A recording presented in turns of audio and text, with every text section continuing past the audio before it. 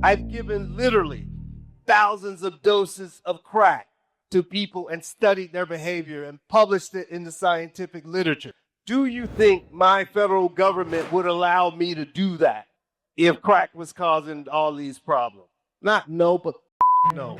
What made you come to the point to say, instead of just studying it, I actually need to use heroin? You never had cocaine if you say some dumb like that. I mean, first of all, respectfully, don't call what I say dumb, because we got to check that at the door. You can't tell me that our use of crack is going to be beneficial to us empowering ourselves and going against systematic racism and dealing with these devils. I don't care what kind of goddamn research you say, it ain't going to turn a man into a soldier to take care of his family. This is more of an issue of human rights and bodily autonomy. Do people really have autonomy? I'm not sure what your belief is around God as a scientist. Why is it that I get that feeling? The 1914 Harrison Act articles were published that black people who take cocaine became better marksmen, more murderous, unaffected by 32 caliber bullets. Obama's drug war was a lot worse than Nixon's drug war. Every marketing company is utilizing billions of dollars to keep you using their product. There's a real lived personal experience that people have with individuals that they know have used drugs. My message is not for people who don't think. Loneliness is the epidemic of our time. There's no social connection. Peace family, it's 19 Keys. Thank you for watching High Level Conversations. We want to continue to be the best show in the world, so we need your support for that. So if you enjoy this conversation, if you enjoy the value of this channel and the rest of these High Level Conversations, please help spread the word. If you haven't already, please leave a 5-star review. And the best reviews, we want to screenshot and post on the High Level Conversation page. And you will win one of many gifts that we have. We also need you to like and we need you to comment so we can be at the top of the algorithm. We're building out the platform that's going to take the culture forward. And every conversation is a piece of the puzzle so that we can elevate the consciousness of the world.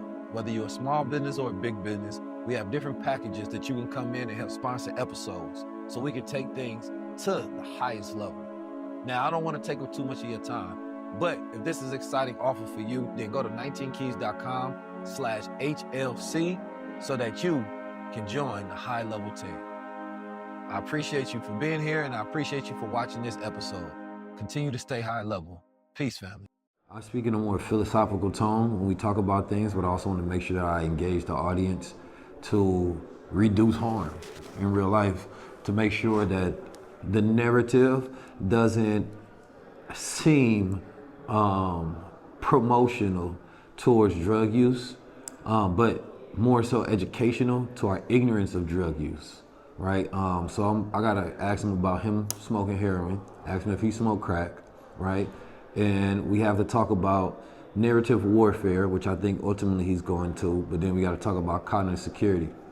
Yeah, every conversation requires a multidimensional approach because you're thinking about the different levels of vulnerability that each mind has. So from very complex consciousness to very reduced, hypofrontality, meaning that, a lot of people don't have a lot of activity in their prefrontal cortex when it comes to the region responsible for decision-making, self-control, long-term planning, and moral reasoning. So therefore, if you're dealing with people like that and you have their attention, which a lot of people online are addicted to content, so they're watching, they already have hypofrontality, right? And so with that reduction, you have to make sure that your influence, right, is not encouraging already negative behavior, right? Because you can be very influential in your word and you have to make sure that the context goes into it. So having a conversation around, let's say cryptocurrency, you have to make sure that it doesn't come off promotional in the sense that you're telling people to go out there and gamble, but it has to be educational, but it can't be too bleak to where you create this nihilism viewpoint of it as well, because then that becomes you pushing your own narrative and propaganda on people that can keep them away from opportunities, right? And then when we look at a conversation like this one, when we talk about drug use, given that it hits home, so heavy, I'm thinking about my own personal objectivity that I have in it. I'm thinking about the audience that's directly in front of me who is more positive on drug use, but then my personal stances as a Muslim who doesn't believe in recreational drug use, but then talking to a foremost expert who actually believes in recreational drug use and believe in narrative warfare and taking back the control of that narrative, but he speaks from a fact-based mindset. So you have to deal with him as a scientist as well, even though his ideas may be considered on the fringe. So as people are listening to this, they're going to want to go with no nonsense, no drug use at all, which also comes from the narrative warfare, comes from the war on drugs. So we have to go into the history, because I think something powerful can go into what is the reframing of the drug use in the black community. Are we framed as the bad drug users when white people use as many drugs as black people? The way we were framed as like crack babies, right, and crackheads, right? Like all of these narratives was so that you can demean the people who uses a certain type of substance that's scheduled and classified a certain way, and you connect and associate those people with that, and it further allows you to demean and push more warfare by dehumanizing those people. So understanding our history and our relation to the narrative of drug warfare, and then understanding the complexity of how things have shifted into a digital age where people do have addictive behaviors, right? People are going to therapy, they're self-diagnosing, so you have to be careful. So that goes into doing a lot of research. So I'm gonna research their points, I'm gonna research my points, I'm gonna research conflicting points on both our ends. I'm gonna research strong arguments, bad ones. I'm gonna think about the narrative that we're conjuring and producing, that we're gonna be putting out into the algorithm, so that it's contextually responsible, so that an individual doesn't take it from their own personal viewpoint and utilize it to reinforce the biases that they want to already, commit to. So there's a lot of work that goes into having a responsible platform beyond clickbait, because we can easily go on there and say, there's nothing wrong with drugs, and that's gonna go viral, right? But when that's done going viral, how much harm have you created in somebody's life that gave them the go-ahead and the green light to go use drugs as a way to diagnose some of their personal issues that they're dealing with, shame and guilt and trauma and depression and oppression, right? So I think it's very important that you think of things in a very nuanced way, in a multidimensional way as you approach conversations. And if you can't do that, then don't do it at all. All right, how you doing today, good brother? Good, man. Excellent. I had the pleasure of sitting back and taking some notes as I was listening to you, right? Very bright, intelligent brother, and I respect the work that you've done, particularly in this field. As I was doing my research, I was enlightened about a lot of things that, you do specifically. And I had a private, close conversation with you, and you were speaking on how, you don't consider yourself a global thought leader. You spend time focusing on one thought, right? And particularly it comes to drugs and drug use and narrative warfare around drug use, right? I'm big on narrative warfare, being somebody that is in the public. And I'm big on cognitive security, given that a lot of our people are soft targets for manipulation, right? I first want to start with the narrative on the war of drugs, right? And how anything associated to us has been condemned as negative, right? And the effects that have had on history, right? Can you give us an overview on Nixon's war on drugs, right? And how it affected our association with crack and hippies with marijuana? Yeah. So thank you for that question. I'm going to start, since we're in the Bay, I'm going to go back to the first federal drug laws passed in the country, which were 1914, right? Since we're in the Bay. So before 1914, people in the U.S. Congress and American citizens in general just found the notion of restricting psychoactive substances or telling people what they can put in their bodies. They found that notion absurd. They were not going for it. So in 1909, we tried to pass laws that would restrict opium products. We wanted to do this in part because of our racism that we had displayed against Chinese Americans who had come over to help build the railroads. And so we wanted to show China some favor because we wanted to trade with them. And so we promised them that we would pass some laws to restrict opium because they had been forced to take opium from the British. And so we wanted to show them that we were in solidarity with them. So in 1909, we tried to pass laws restricting opium. It didn't pass. The Congress was not going for it. So you fast forward to about 1914. Now we have, we're going to add to that law cocaine. And we have the cocaine, the cocaine crazed Southern Negro. That's what they called them, or something of that nature. Articles were published that black people who take cocaine became better marksmen, more murderous, and unaffected by 32 caliber bullets. And so Southern police forces moved away from the 32 caliber weapon to the 38 caliber weapon. Sound familiar? It repeats itself throughout history. The law passed. The 1914 Harrison Act, it's called. It restricted access to cocaine and opium-based products. That's the first law, 1914. So we have these people to enforce this law. And then in 1919, we passed prohibition. So now the folks who are who are enforcing prohibition are also enforcing the drug law. 1933, we overturned prohibition.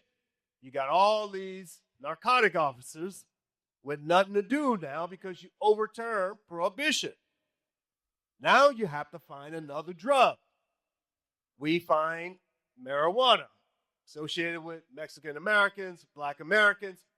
Now we've banned marijuana to make sure that the Bureau of Narcotics budget stays the same. They get more officers. That's the pattern. That's where we start, right there.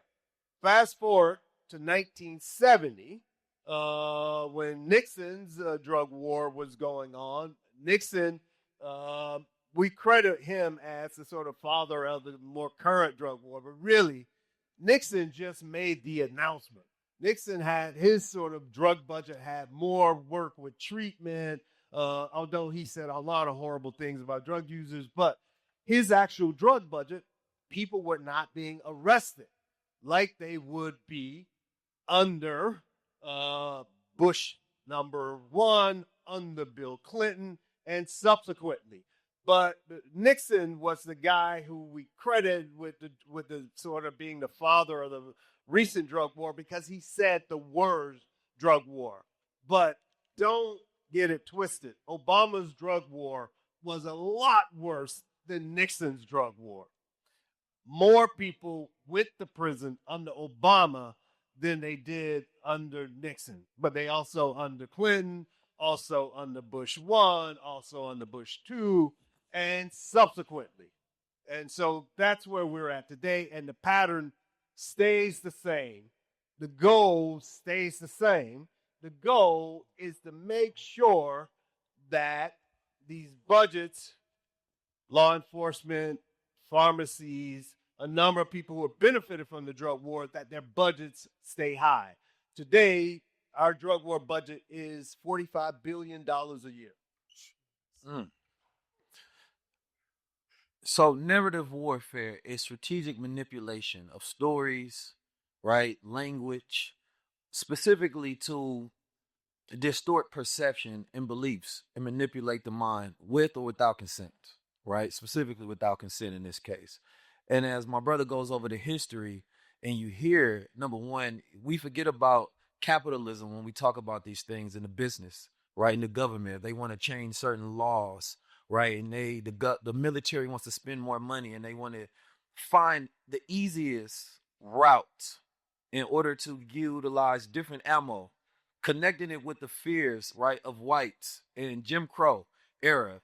It would be the easiest way because we don't realize how much systematic racism and white supremacy is very clever in utilizing the fear of the average white man, right, to implement some of their ideas.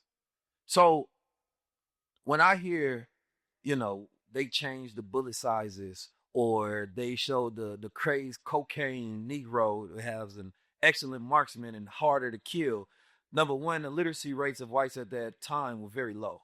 So it was most likely propagandist cartoons that they was pushing out. The same way today there's memetic warfare to where people don't actually understand much. They just look at memes because people don't actually read anymore. So it's easy to connect symbols and language to people and then control them through that narrative warfare, which I think is very important during this time. But and of course, during Nixon era, they admitted that they couldn't say this is a war on Civil War blacks, but they can associate hippies with weed and they can associate blacks with crack and they can have a war on drugs. And these things are important because it also goes back into our history and it reframes us based on who we really are, right? I was just watching the movie Sinners, and in there was so much hoodoo, right? And spiritual warfare. And we utilize things for so many different reasons as far as our ability to understand nature, right? And utilize nature as a technology, either to optimize, enhance ourselves, to have connection with the divine, right? And every civilization used some kind of drugs, right? But the narrative around that drug use was different. Now, you, somebody who admittedly utilized heroin, right, in your book. And other drugs don't. I love drugs. You know, tell them. Well, he admittedly loves drugs, and it sounds like y'all do too. So, number one, as you were doing your research, what made you come to the point to say, instead of just studying it, right, I actually need to use heroin in order to get my point across? Well, yeah. So I study drugs, and so it's a remarkable thing to publish hundreds of scientific papers on drugs and not know anything about the effects of drugs, like to actually have tried these drugs, and so it was a gap in my knowledge, and so I thought like, well, why don't I know anything about how heroin feels? Because I had believed the hype, and so I had to face myself and say, damn, you telling other people don't be fooled by what folks say, but you were fooled by it too. In fact, so much you won't even just try this, and you know pharmacology, you know the dose, you know all these things, and you won't try it. So I had to face myself. And then when I faced myself, it's like, it's just like you think. I've been lied to.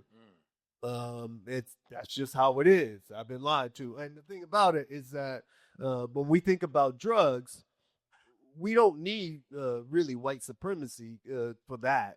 Our own community, we believe that, and we are the ones policing our community about drugs, saying drugs are bad. I mean, my mom, for example, my mom is 85 years old, and I love her to death. But when I go home, Miami, and see my mom, it's a reflex to say, yeah, man, those drugs ain't nothing to fuck with.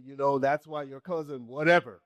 And then I have to say to my mom, be like, damn, mom, you got this lifestyle because of what I do, because of drugs. Drugs made us do well. And then, she has to like say, all right, I'll shut the fuck up around you. When you leave, then I'll go back to besmirching people who do drugs. But it's a funny thing. It's just a reflex in the community. Mm-hmm. Okay, what about so when I think about cognitive security, right, and I think about a person being in a state of shame or insecurity or depression or anxiety or stressed out, they are targets to be easily manipulated, swayed, or influenced, right? The reality can be distorted. So these are usually the populations who people consider to have addictive behaviors because the root of their issue is never dealt with. So they end up self-diagnosing, utilizing drugs, but never getting to the root of it, right? And so in the lieu of being able to enjoy life, they utilize drugs, right, to either escape or not go through and deal with the problem, but to feel stimulated in life, right? So I know people that can't focus. So since they can't focus, they're going to watch TV, right? Since I can't focus and get an idea out of my head and get the stimulation from that willpower of producing something into reality as a man, then I'm going to utilize drug use that give me that same sense of stimulation, right? Which can also go to sex, it can go to drugs, it can go to social media, it can go to all of these different things, which can lead to hypofrontality, right? To where it can affect your decision making, it can affect who you are. So how do we vary this conversation for people who are soft targets, who are in that lower phase of life, versus somebody who may have community, who have support, who have a job, because these are things that affect the decisions we make to use jobs and to use drugs or consistently use drugs.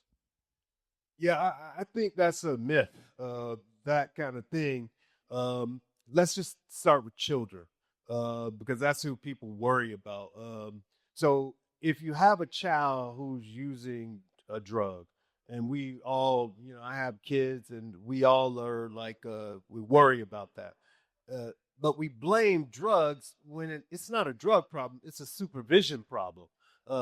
It's a parental problem. People have to parent. But it's easy to say it's a drug because that same kid might spend too much time on social media, too much time playing video games, but we're talking about drugs. And so that's the kind of mythology that's easy. But drug addiction oftentimes have nothing to do with drugs. It has a lot to do with all these other issues. And we stop. If there's a drug, we just stop looking. And then we act like we got it, and you don't have it. It's just that what we do is we are perpetuating the same bullshit mythology that, for example, Public Enemy used to make a song.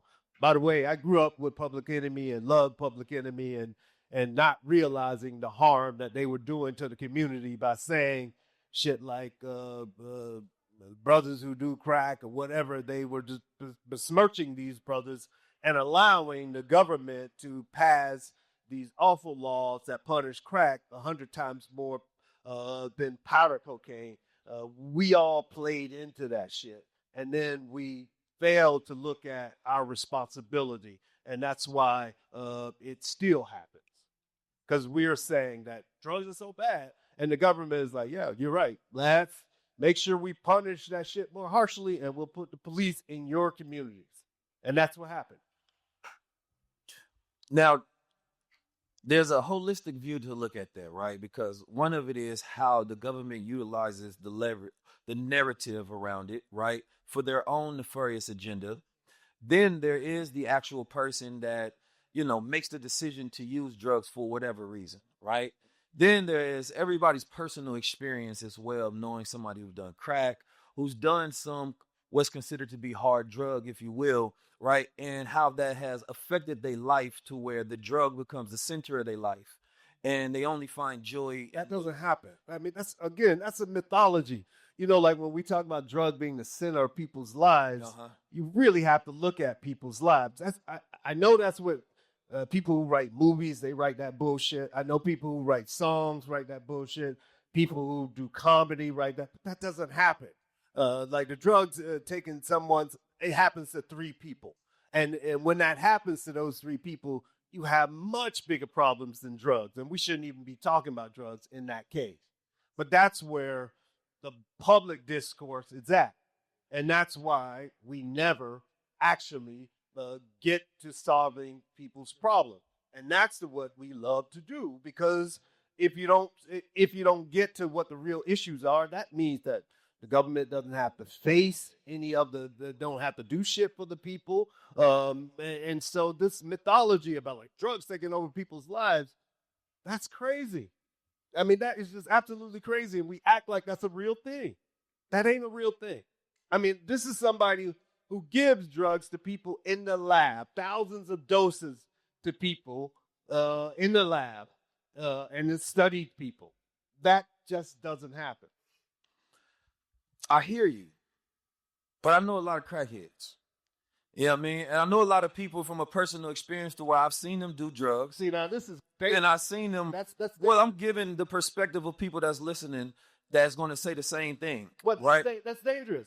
But it's important. Let me get this off. Okay. It's important because there's a real lived personal experience that people have with individuals that they know have used drugs.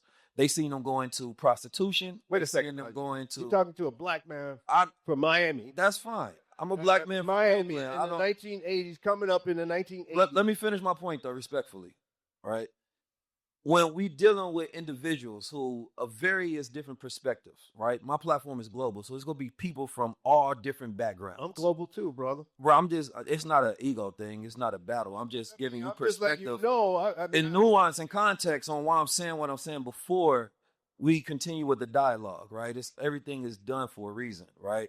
Because we're having a conversation on something that hits hard home for a lot of people, right? And some people will be immediately triggered and turned off versus I want to make sure I give them the nuance in the conversation and make sure that what they're thinking is also addressed, right? Well, So I certainly have done that in my books. I'm sure, but I'm going to be introducing a new audience, if you will, right? To introducing you to a new audience as we're having this conversation about drug use, and you are actively in work that dispels ideas, myths, and narratives that are in people's head. So I want to make sure that we get to some of the nuanced points that's going to be the hardest for people to get over, right? So growing up in communities, when you see people, right, whether it's a child that's utilizing an iPad and they're over scrolling versus being in nature, right, or being in real life, yeah, it's not the iPad that's evil, but it is the effect that it has on their behavior, right, where it can dispel, the ability to be more social, and it can make people feel lonely. And in lieu of that loneliness, we utilize the machine or utilize the drug. The drug itself is just, this idea and this representation of something that we're using because we're not joyed, we're not fulfilled, right? And a lot of people do lack that discipline. And there is various different minds. Everybody's not the same. So some minds do and are stronger, right? And some minds are weaker. And some people are going through real life things. So I believe that the conversation has always need to address, right, people of different mental resilience and people of different mental discipline at the same time. But the question more so is, when it comes to people who have a lot of, let's say, mental health issues, right? When it comes to Black men specifically, who are the highest rate of depression, suicide, cancer rates, high blood pressure, things of that nature, it does make that population more susceptible. Does drug use enhance our resilience, right? Or does it make us greater soft targets to continue to be in these statistics that are negative for our people? All right, so I have to give you all a background. So I do this a lot, speaking. So I get tired of this shit. I get tired of going back in my background. So I was in the Air Force between 1984 and 1988. Grew up in Miami. Miami was the cocaine capital at that time. Black men don't make it out of Miami. If you know anything about Miami, Miami is the real hood. And we got all these black people, but we don't have any political power. Cubans made sure of that. If you know anything about Miami, you know about the 1980 riots after Arthur McDuffie was killed by the police. You know about the 1984 riots after Neville Johnson was killed by the police. Miami is hell. Now, the reason why this causes me to be impatient is because I have cousins. I have a son. I have a number of people. My cousin just died, who's same age as me, got caught up in the system that they said it was drugs. It wasn't drugs. It was the system. It was racism that put this 15-year-old kid in jail for some shit that was minor. One of my friends just got out of jail, spent 41 years in jail, went in when he was 14. Nobody died in the commission of his crime. They said it was drugs. They told us it was drugs. That's why I studied drugs. I studied drugs so I could solve the crack problem. Along the way, I discovered we've been hoodwinked. People use crack. Yeah, that's true. But it wasn't crack that made sure they didn't have a job. It wasn't crack that repossess people's houses. It wasn't crack that kept us out of Miami Beach. It was white racism. But yet we're talking about crack. And so it frustrates the fuck out of me when I have to talk about crack as if it's the problem, when I know it's not the problem. I give crack as part of my job to people in the lab and carefully study their behaviors. I've given literally thousands of doses of crack to people and studied their behavior and published it in the scientific literature. Do you think my federal government would allow me to do that if crack was causing all these problems? Not no, but fuck no. So I get impatient when I hear like crack is a problem, when I know that people have real problems and it ain't crack.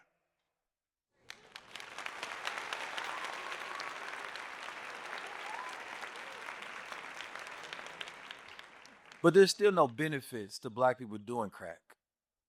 That's a damn lie. It's not a lie. I mean, you never had cocaine if you say some dumb shit like that. I mean, First of all, respectfully, don't call what I say dumb, because we got to check that shit at the door. cocaine. Now, when I say there's no value to it, because the average black man is not walking around with the job and the wealth and the discipline and the power, and you can't tell me that our use of crack is going to be beneficial to us empowering ourselves and going against systematic racism and dealing with these devils. I don't care what kind of goddamn research you say, it ain't going to turn a man into a soldier to take care of his family. Do you know what benefit means? Do you know what that means? Do you know what the fuck that means? Yeah, I know what the fuck it means. It means positive effect. That's what it means. And when you smoke cocaine, there's a positive effect. That's what it means. It ain't no positive effect. It ain't no positive effect on us collectively.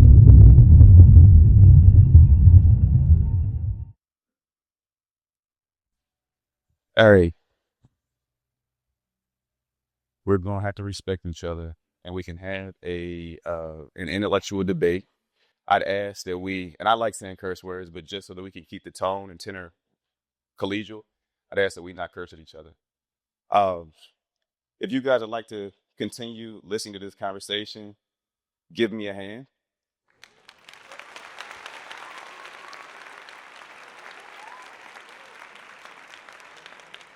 We care about these things and we care about our people, and it gets emotional. You're seeing a conversation take place, and we're going to continue to have it. Thank you, gentlemen.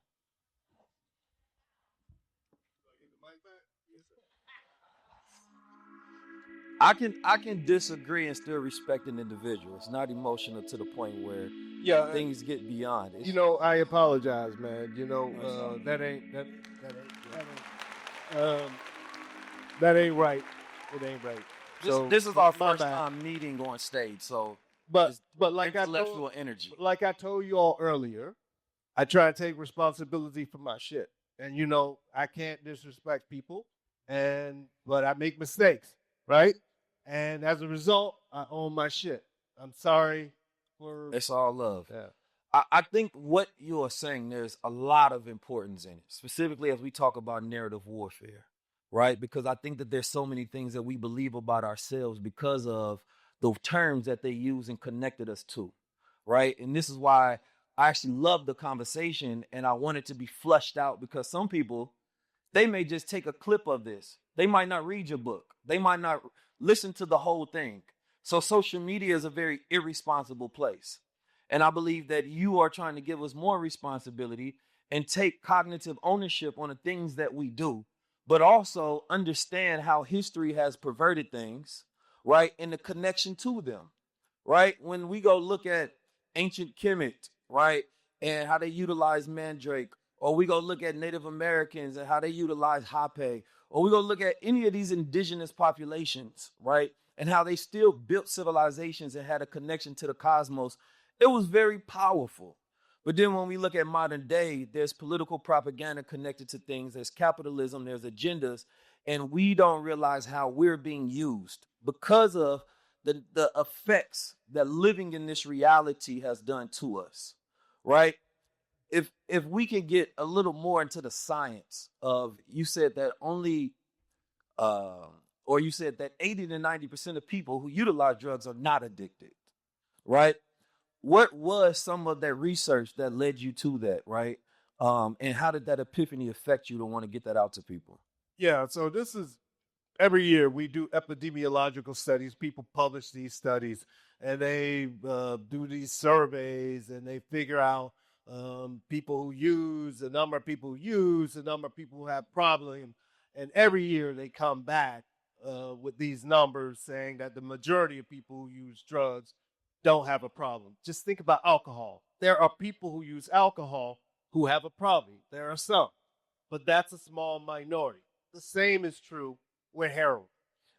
Even though when we think about the two drugs, one is legal and the other is not legal. And so that means that the ones, people who use a drug like heroin have to be more committed compared to somebody who uses alcohol because alcohol is available. But these data about addiction rates are published every year.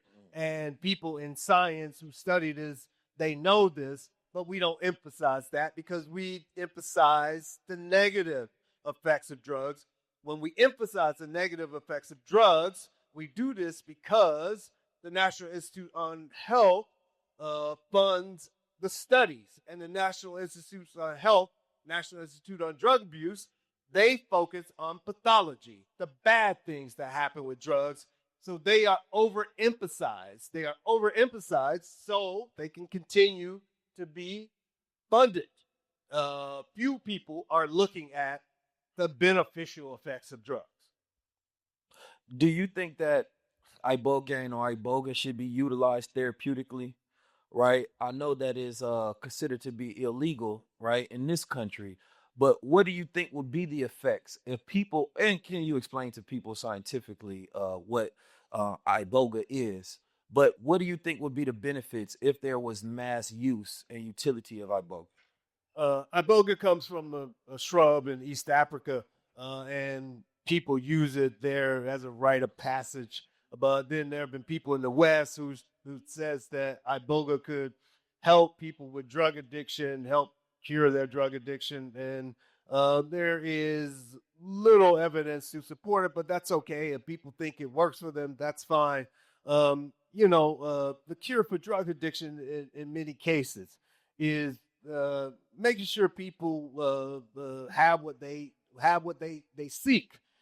For example, in a place like Switzerland, as part of treatment for people who have heroin addiction, they get doses of heroin that are provided by the state.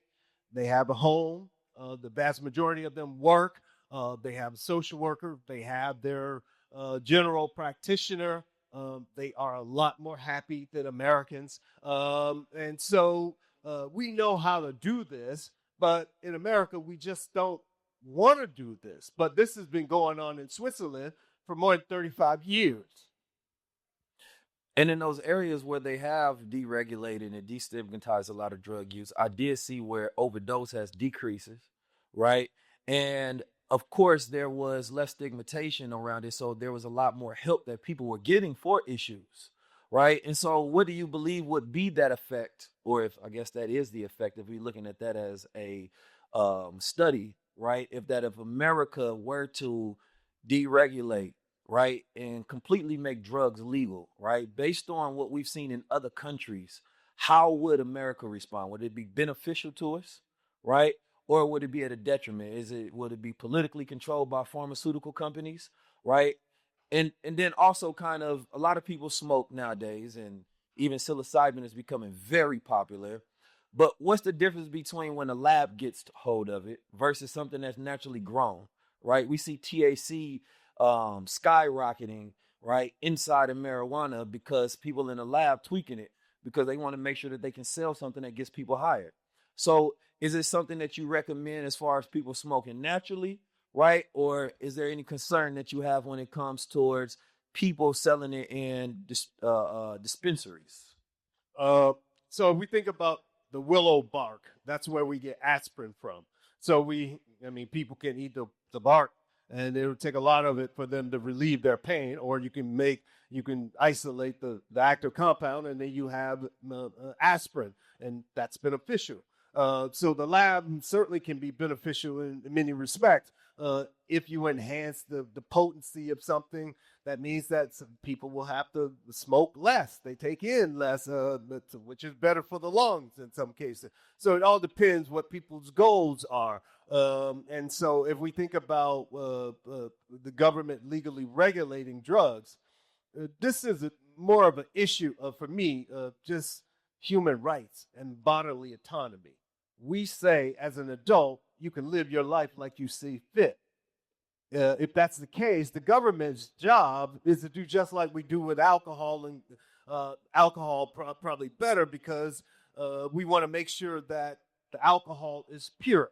We want to make sure there are regulations that what you put in a bottle is not so much that people could easily kill themselves. The government regulates that. The same should be true with these other substances that people seek, because our countries say that we are free. And as Americans, we say dumb shit like we are the freest country on the world and on the planet. But yet, you can't go and buy what you want. And so, whereas other places, they can do that more so. So you're not the freest country on the planet. Keys, how you feeling right now, man? And I got that Superman. I'm feeling good, man. You know what I'm talking about? That's part of being rooted to me, is being able to, like I said, give back.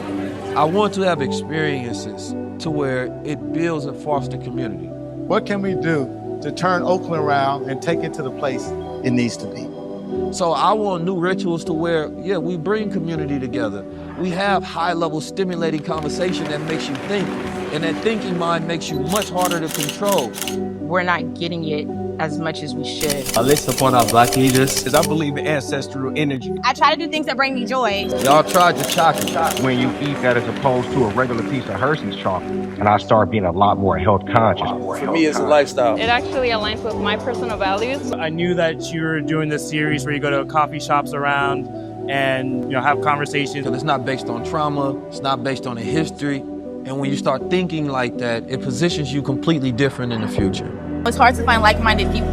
But we're not taught about how to move about that in ourselves. We make good money, but I feel like we're not free still. People judge you by how you look, but they don't really know who you are. Get their number. Find out exactly why they showed up. It's all world building. People are looking what connects, what's vital, and what's values. We've been going dumb for a minute. You understand me? It's time to go smart for a second. Maybe you take a sip of some of that Superman, come to you.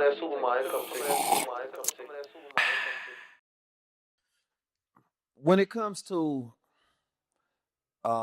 people having that autonomy, do people really have autonomy? Right? In the sense that, like, people nowadays are in the crowd mind, easily swayed, right? Especially on social media, right? It's a completely new world as far as the way you're able to bend somebody's reality and stir the direction of their thoughts, right? And there's this consistent decreasing of will, because if I was to think about in ancient times, somebody utilizing a drug and they're in nature or they're in an environment, right, where the architecture is aspirational, right, and they're in a space to where it will continue to stimulate them to be human, versus in today's time, you go into the city, you worrying about what Trump doing, you worrying about tariffs, you worrying about China, you worrying about the future, you worrying about all of these new things that the brain was never developed to worry about, right? We have information warfare where we have too many things going on in our head to where we can't focus and appreciate the present moment, right? This makes people susceptible, again, to easily being swayed and manipulated. So do people truly have autonomy when it comes to drug use? Because the same thing when it comes to food, right? Same thing when it comes to anything. We market things and do neuroscience research to make the behavior more addicting, to keep you in this loop on social media, right? It's been studied and shown that social media is not about free will, right? Every marketing company is utilizing billions of dollars to keep you using their product, to make sure you don't have this autonomy at any point in time when you can just quit. So in the age, right, today, where we have more information on the brain psychologically, how does a person have autonomy to know the right doses and usage and discipline that they should have in this time? Yeah, that hasn't changed. You can't be dumb and be in the world and expect to do well in the world. I mean, we've always had dumb people in the world. And today's no different. Our brain is equipped to deal with all this that's going on. That's what separates us from other animals. But it requires work. I mean, I have kids, and we expect them to negotiate social media and the world in a certain way. But that's work. And there's no shortcuts for work in terms of thinking. There's a lot of people who don't want to think. And yeah, that's right. They're going to have a hard time in this world. And frankly, my message is not for people who don't think. And so there's a lot of people like that, unfortunately. But our brain is remarkable. It's remarkable. So you just a very tough love, save yourself type of person. No. I got love for people. I got love for people who want to do this. Nothing but love. But there are no shortcuts. I played pro ball too, basketball. I mean, we if you're not producing, you got to be on the bench. That's the same thing here. But if you produce it, I'm with you. I'm there. I'm here. I mean, as Reggie pointed out, I didn't have to be here. I could be somewhere getting high. I mean, I'm here. So this is real. Yeah. I'm here because I care.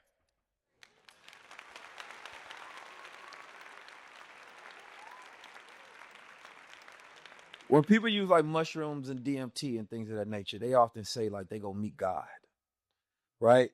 I'm not sure what your belief is around God as a scientist, right? But what is that effect that people are having? What is that experience that people are having when they are taking DMT or they're utilizing psilocybin and they're coming back with these experiences, these divine experiences?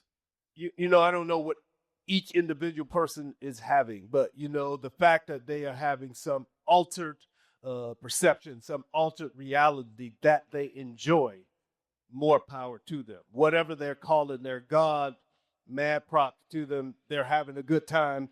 They treat people better. Long as they're treating people better, more power to you.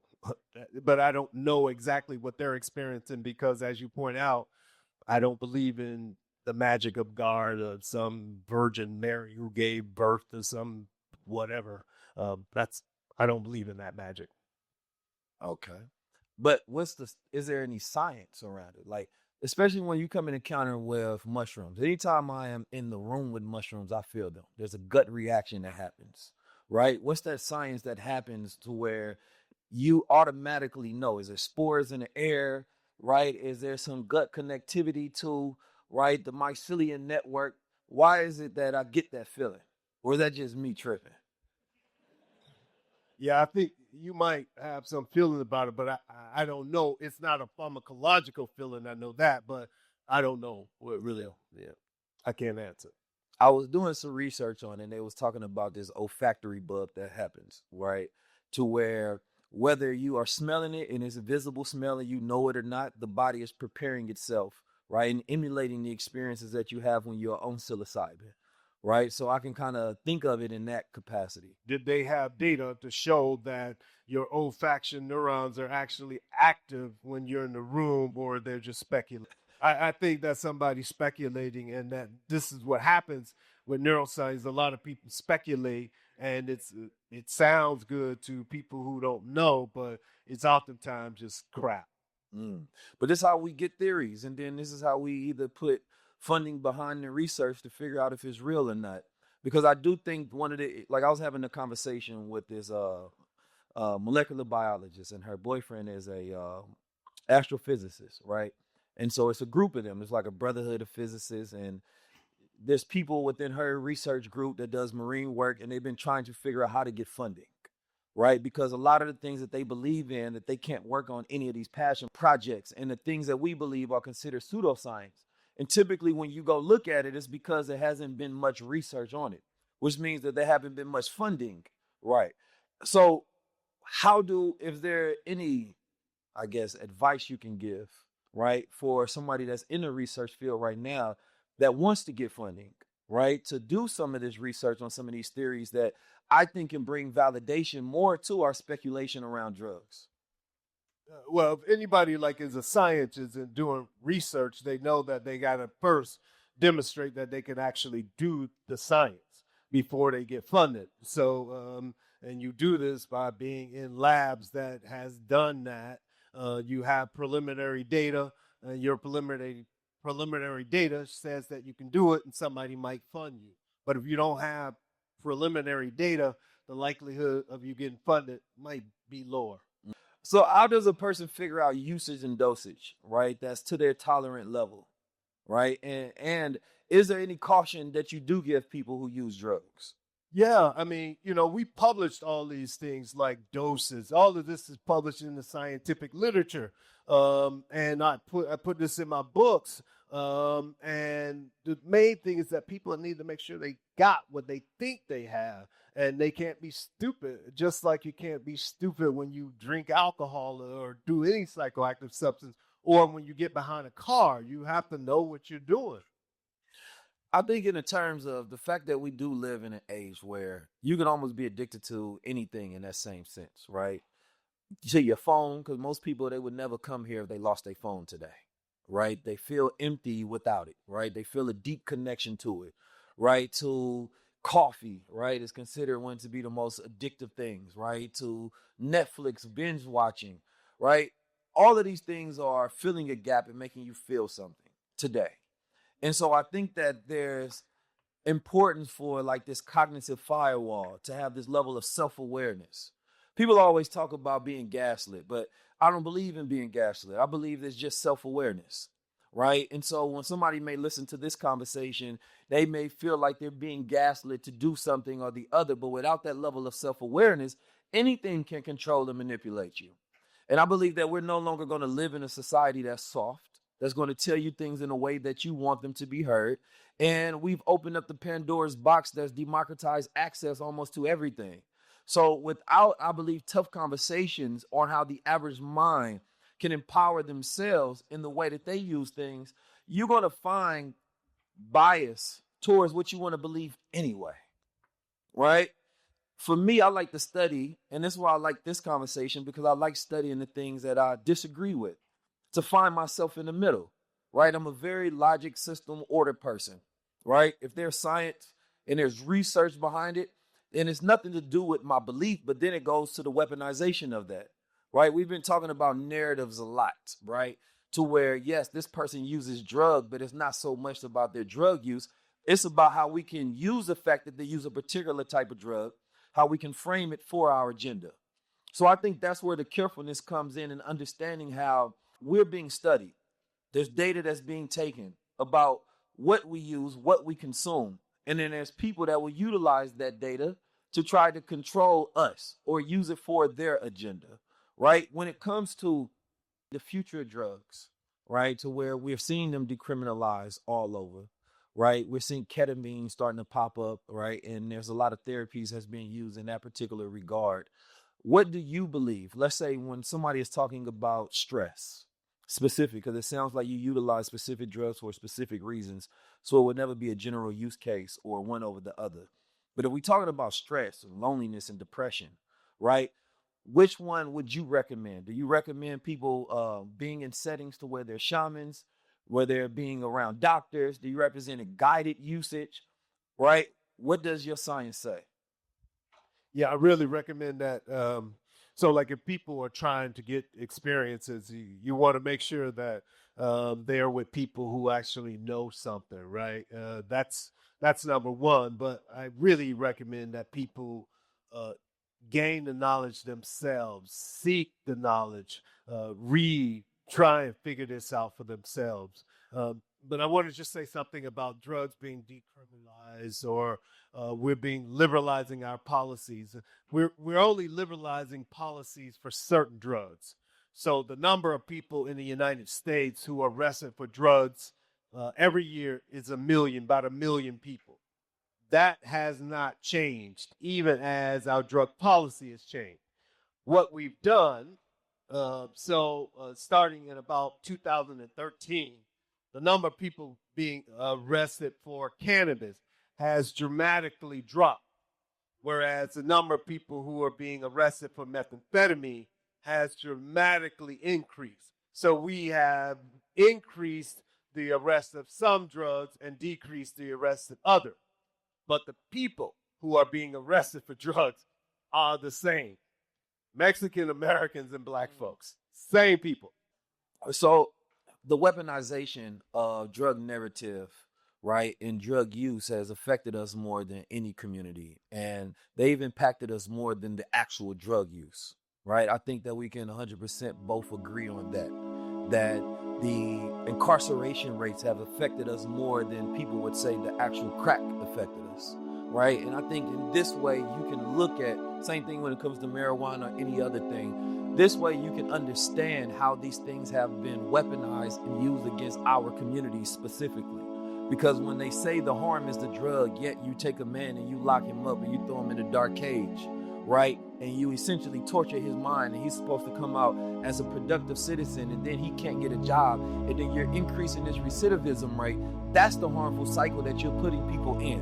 But then you want to criminalize the drugs so that you can put them under this narrative to continue to oppress them, dehumanize them, so that anything that they do looks like it's justifiable, right? When we do something against them, this is how we stop seeing ourselves as human. We stop seeing ourselves seeking an experience and a connection, right, and stimulation.